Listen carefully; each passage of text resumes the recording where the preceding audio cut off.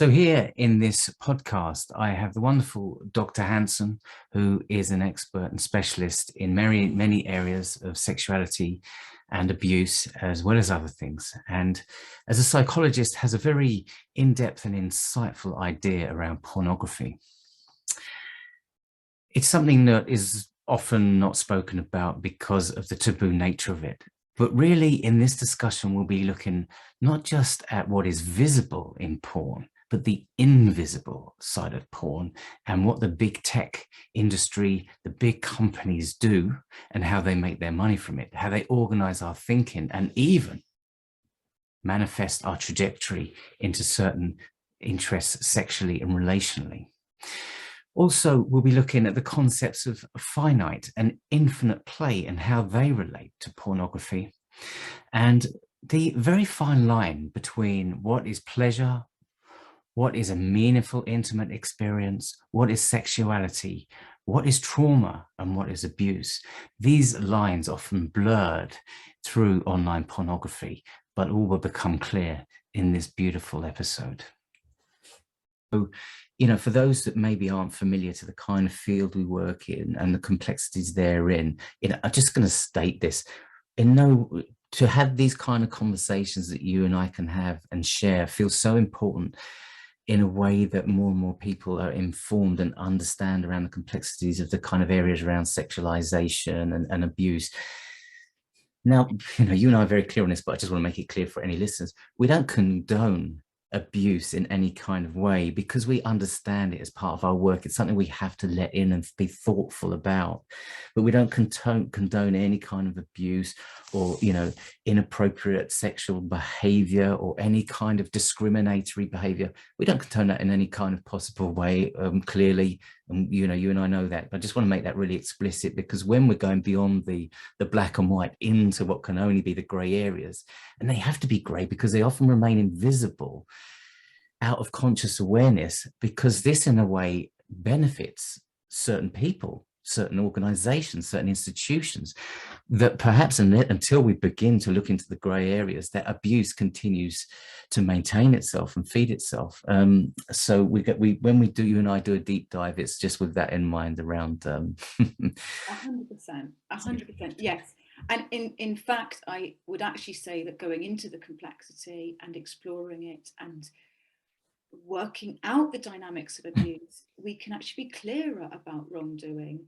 And I just often find that we're in a place where we need two hands, aren't we? It's a both and, both we can understand it more, and there is responsibility and agency remain, and that is both in individuals, but it's also, like you say there, Mark, in industries and organizations and sectors that are acting in a way that is conducive to abuse to make profit. And we're going to be focusing on that a little bit today. We're not starting off in the shallows. We're just going to jump straight into pornography. There's a pretty big one for us to come to, with all of those kind of complexities and sensitivities in mind. As we're kind of warming into this beautiful conversation, Elly, I was looking at your amazing paper, which is called Pornography and Human Futures, which is the links are down below for those who want to be able to access it. And it's so deep, so comprehensive, and so full of powerful emotional information as I was going through it. My question to you is this, nice easy one. I wasn't quite sure how we're going to talk about pornography today. I wasn't sure which part of me, and we can think about parts maybe a bit more later, was turning up for this conversation. Yeah. How do we talk about porn? I'm aware, a woman and a man, in the kind of way that we're kind of open and discussing these kind of very sensitive issues. What feels right for you? Useful question. And what a rightful place to begin, because so often we have these conversations and I suppose it's kind of kept kind of academic, whereas everything that we talk about is also personal and it's also political, and we've got different parts of ourselves. And I think, I'm just also thinking about our listeners and we will each have different parts of ourselves that maybe have different thoughts on pornography. And I actually think that's one of the most, it's one of the fascinating things about pornography, is that when you look at what people are saying, who are being quite candid about their experience of pornography, there are different points along the way where they're feeling very differently. So during the experience of viewing porn, maybe quite excited, obviously aroused, in the zone. And then afterwards, another part shows up that's feeling pretty bad and ashamed and icky.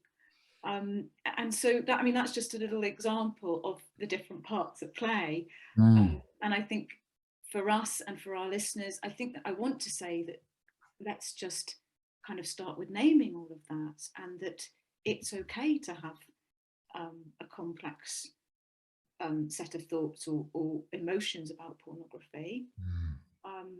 And, and I suppose just invitation to both of us, but also to our listeners, to come at this with kind of an openness. And in my other hand, I am coming with a set of, I am coming with some thoughts and research and analysis, and do have some positions on this. And I think I would hope that to be able to hold that together with an ongoing openness. Because like you say, Mark, we've got this situation where we recognise that cigarettes, junk food, alcohol, these are high-risk commodities. They are products that need to have some regulation, particularly for children and young people. Fundamentally, young people having the right to grow up with that protection, to develop who they are without these manipulations and pushes and pulls and prods by industries to get them to become consumers. And fundamentally, young people have the right, as Gail Dines beautifully says, somebody who's written a lot about pornography, young people have the right to author, to develop a sexuality that is authentic and that is rooted in intimacy, respect and connection. And there just needs to be that protected space where young people can develop that sexuality. And if they then choose to get into porn or view porn as adults, well, absolutely, that's their choice, but that will be on the back of that space to already develop that sexuality. Oh, I see. Wow. It reminds me of for a moment, I was just enjoying reading some of Vandana Shiva's work, and talks beautifully about the colonization, and talks about it in many different ways, and from these huge big institutions that don't have, ethical values. The values all are around kind of commodification and world domination. And she says something along these lines, that colonization is where you find a place and you declare it as having no particular values, and then you can completely fill it and infiltrate it with your own values. And then that makes the kind of reality within which then you can base all your abuses around going forward. And the way I was hearing you say that, it's almost like a colonization of young people's developing sexuality, and they're being colonized into a way, because of the commodification of sex in a way that is very, very, well, with porn, it's very, can often be very destructive and very harmful. And yes, money is where we need to begin. And I think, listeners might be thinking, but hang on, most of porn is free. Certainly what young people are viewing, they're viewing the free stuff. So how does it relate to money? And I'll just sketch out a journey for us here. So, when viewers first go onto a porn, let's say for example Pornhub or any of the major mainstream porn sites, they're being bombarded. Bombardment is the key theme, kind of endless thumbnail videos. You can scroll endlessly down the screen. There's a kind of meta message there that there's infinite content. So whatever most turns you on, you will find it here. Actually, within that infinite choice, you never find the perfect sexual experience. And as people are viewing that content, they are also being surveilled by the companies that own these big sites. And their data is being gathered both within that site, but also within others. I mean, what I found fascinating, you know, we're quite used nowadays, aren't we, to these big cookie notices, or certainly in the UK and in Europe. You know, we can customize what cookies websites collect.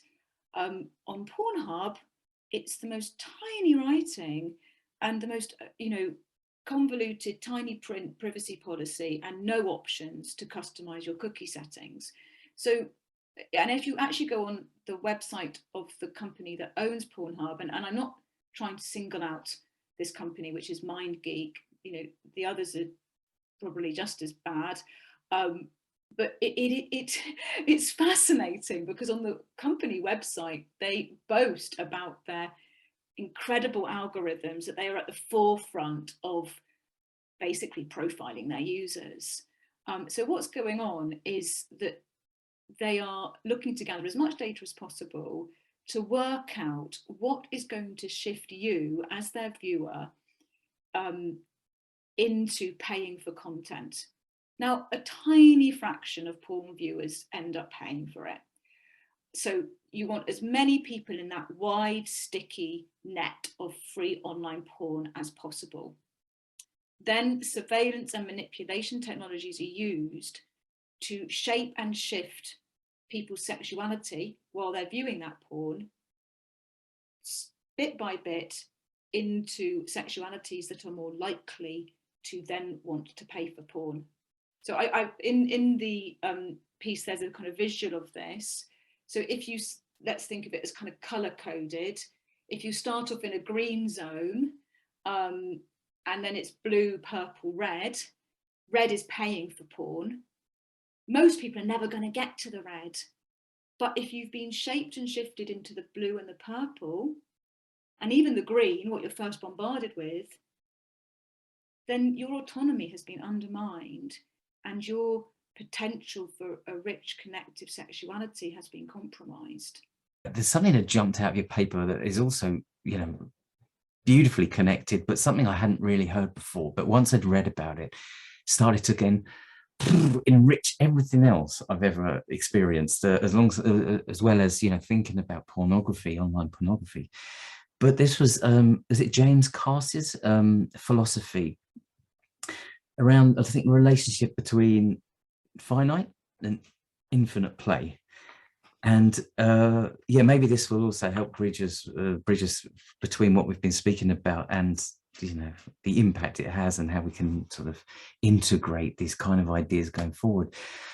But yeah, please educate us. What's finite and infinite play?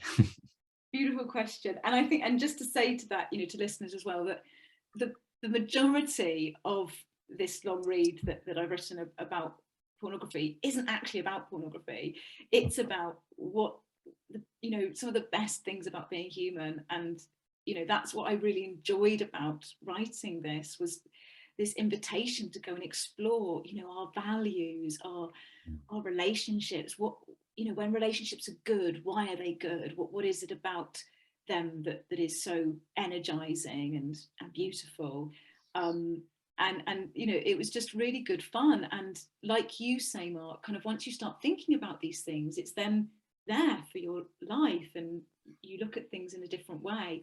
And one of the ideas that I came across, which I, like you, once you think in that framework, it's really enlightening, is this idea. So James Cass, who was a philosopher, wrote it about in the 80s. And it's a short book, which again, I'd recommend, Finite and Infinite Play. And he argues that a lot of life can be seen as one of two forms of play. Now you can have finite play. The essential difference between the two being that in finite play, it's about winning or losing. There's an end to that game, and somebody will be a winner and someone will be a loser. But in infinite play, it's simply the act of playing. It is continuing the conversation, continuing the journey. That is the ultimate aim of infinite play, is to continue. Whereas the ultimate aim of finite play is that there's an ending with a winner and a loser. So finite play often involves kind of, well, it has rules and it has roles and performances and prediction and scripts, whereas in parts of life that are infinite play, it's about flow and attunement, and discovery and surprise. And again, I think conversation is a really good analogy here. You know, you think of a conversation, there's, you know, conversations shouldn't be about winners or losers, but actually I say something which sparks you, and we flow together. And so many things in life can be approached either with a finite play mentality or an infinite play mentality. And I guess what I'm arguing is that pornography is promoting sex as finite play. So there's often a winner and a loser, and people are in different roles. It's about script and performance and playing something out. And as James Cass kind of argues, you know, it's not uncommon in finite sexuality that two people are their bodies are in connection, and yet there is no connection. Each person's body is an object for the other in part of their kind of winning and losing game. Whereas in infinite sexuality, there's that flow together. There's no such thing as failure. Everything is flow and attunement. And if something wasn't what as expected, that's then folded into further play. Oh, that's so poetic. I love that. And it reminds me of, I suppose, many approaches to emotional and mental health, and how, you know, we can very much have a very kind of dissected, compartmentalized, reductionist, mechanistic way of seeing and interacting with the whole world, and of course in human relationships as well. Or we can have one that's much more open, curious, interrelational, you know, and more like a beautiful dance. And Ian McGilchrist, often spoken about by me, will often equate those to quite different ways of working with the hemispheres in the brain, and one, the left side, being much more reductionist and mechanistic. And he's spoken, when he's spoken about pornography, he talks about it as a kind of a mechanistic and mechanical model, pornography, which is akin, he'd say, to the schizophrenic model. It's and those in schizophrenia often in scans and things show a much more left-centric way of working. By that I mean everything's reduced down, disconnected, broken up, reductionist, and about kind of very specific needs, but not necessarily put within the richness and context of the wider function of the right interrelational brain. And it's interesting hearing this beautiful idea about finite and infinite play, that there's something in pornography that is, from your earlier description of the kind of pathways and trajectories that we're led down by big tech, that's taken us much more into a left brain, perhaps schizophrenic type model of interrelationships, which removes us from a deeper, may I throw in the word tantric, kind of way of being able to move away from cause and effect, much more into the subtle yet deeper interconnectivity of human relationships and sexuality. Beautiful. Absolutely. Yes. Yeah, I'm just sitting with that for a moment. I think that just sums it up. And I think tantric is a really good word.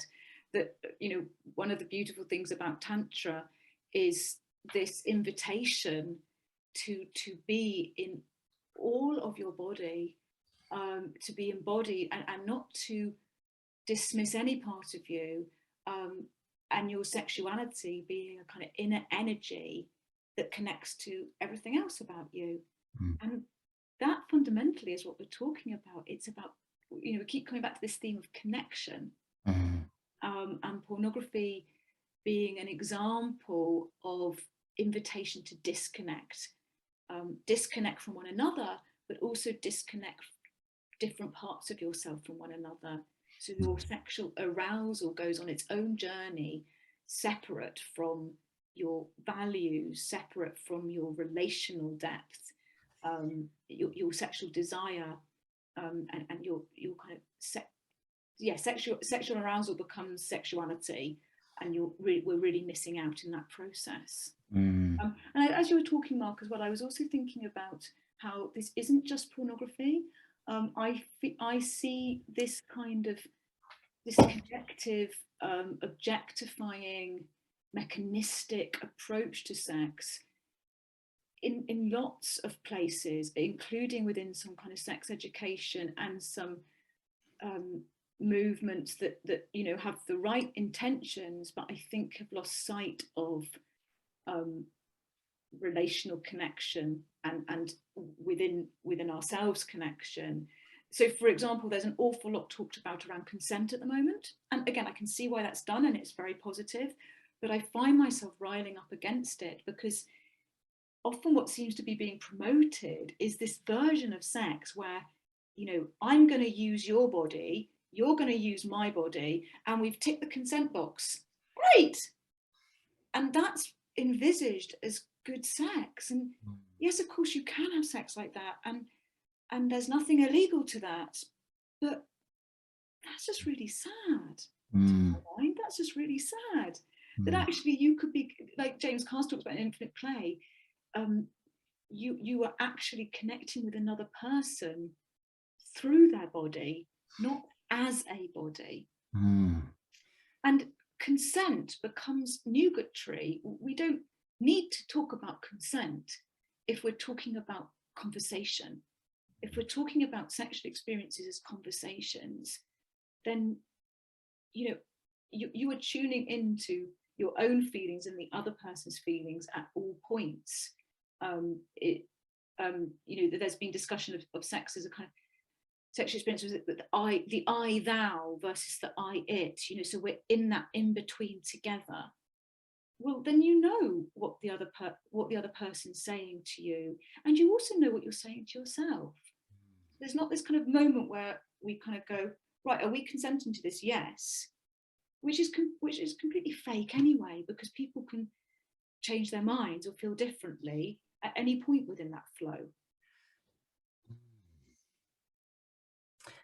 It's beautiful and hopeful hearing that there's, you know, more awareness. Certainly you and your colleagues and people you've mentioned are bringing to that complexity of consent rather than moving it away from a tick box, which in itself is a very mechanistic way, isn't it, of being able to already engage with somebody at a level of communication. I suppose, you know, just we've got a few more minutes, but and we'll probably be expanding this conversation in another episode soon. But do you get a sense that there is some progress, some hope and some development around being able to have richer and more expansive conversations around this, and not just with the young people, but I think especially young people to be able to get a deeper understanding of this infinite play, this interrelational work and the sensitivities of it in relation to all intimacy, including sexual? I hope so. I think it's right to you know, draw to a point of hope. I think for a long time pornography has been out of scope. You know, something I write about is that it's pornography is both everywhere and nowhere. You know, it's been having such an influence, but you know, in people's rooms, under the duvet covers or whatever it might be, and it's not been brought out from the shadows to us to have these conversations. And so it's had far greater influence and reach because it's been invisible. And yet now we are starting to have more of these conversations and kind of catch up. And what's also hopeful about that is because I feel that bad sex has been so successfully promoted. Right, well, actually, this is maybe an invitation to us to really do the work around, well, what's good sex? And really dive into that and surface it, you know, surface what are the core ingredients of something that's deeply human and satisfying and vitalizing. And that's a journey that we're all on. You know, this is messy and it's not easy and people haven't got it all worked out, but let's go on that journey together. And that's a rich and exciting journey to be on. Absolutely, thank you. And just a perfect note of hope. And I think the hope has to be a place of a driving point doesn't it, for us as a society? And I'm thinking also amongst the, I don't know how futuristic it is, but the kind of ideas around how things like Zuckerberg's metaverse might then also be further influencing relationships in those inverted commas I'm doing right now. And the way I suppose that where porn and the metaverse eventually meet, I don't know if it's already happened, but this is, I think that one of the fears around, again, this maybe further moves towards finite play when there's so much potential in the infinite play. And so I just want to thank you so much, Elly, because you are infinitely so brave and courageous to go to those deep, dark shadows that often one, including myself, will avoid because it just seems so kind of full of unexploded minds that I'm going to set off all of them. So having this conversation with you has taken me right to the edge of my comfort zone, but you've held it beautifully in that I feel so much of a deeper understanding, and just acknowledgement to you and your wonderful colleagues in this area, but just about how much we need you to be able to do this kind of work. It's just immense in terms of our mental health and relationships going forward against all the pressures of big tech and the pornography industry. So thank you so much.